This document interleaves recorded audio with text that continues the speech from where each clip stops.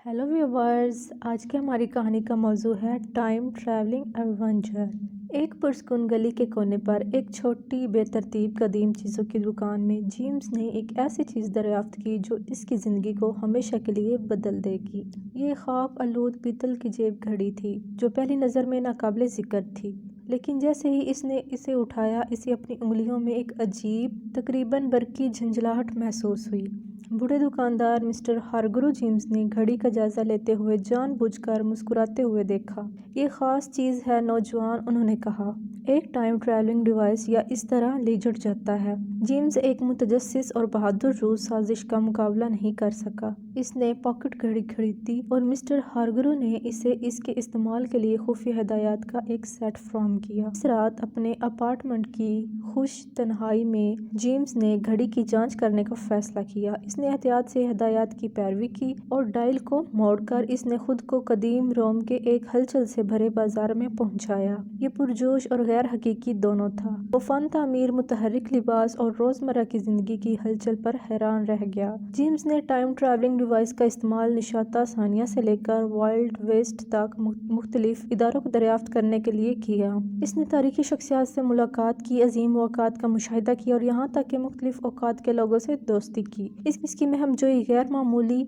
से कम नहीं थी। ताहम जैसे ही इसने जेबी घड़ी का इस्तेमाल जारी रखा, जेम्स को अपने सफ़र के लिए गैर मुतवक्का नताइज महसूस होने लगे। इसने तारीख के ऐसे लम्हात का मुशाहिदा किया जो इसे कभी नहीं देखना चाहिए था, और इसने इस इखलाकी मखमसे के साथ जदोजहद की कि आया इसमें मुदाखलत की जाए या तारीख को इस तरह खुलने दिया जाए। एक दिन कदीम मिस्र ने इसने एक बच्चे को मोहलिक सांप के काटने से बचाया। इसे कम ही मालूम था कि ये बच्चा बड़ा होकर जालिम और जाए फिरौन बनेगा। तारीख का दहारा बदल दिया था और जेम्स को अपने अमाल के गैर इरादी नताइज का वजन महसूस हुआ। जैसे कि जेम्स ने अपने टाइम ट्रैवल फ्रॉड जारी रखा, इसकी उम्र भी तेज रफ्तारी से बढ़ने लगी। इसके चेहरे और जिस्म पर वक्त गुजरने के साथ आसार नुमाया थे। इस कीमत की याद दहानी जो इसने अपनी मुहिम के लिए अदा की थी। वक्त के साथ छेड़छाड़ के खतरात को समझते हुए जेम्स ने कदीम चीजों की दुकान पर वापस जाने का फैसला किया।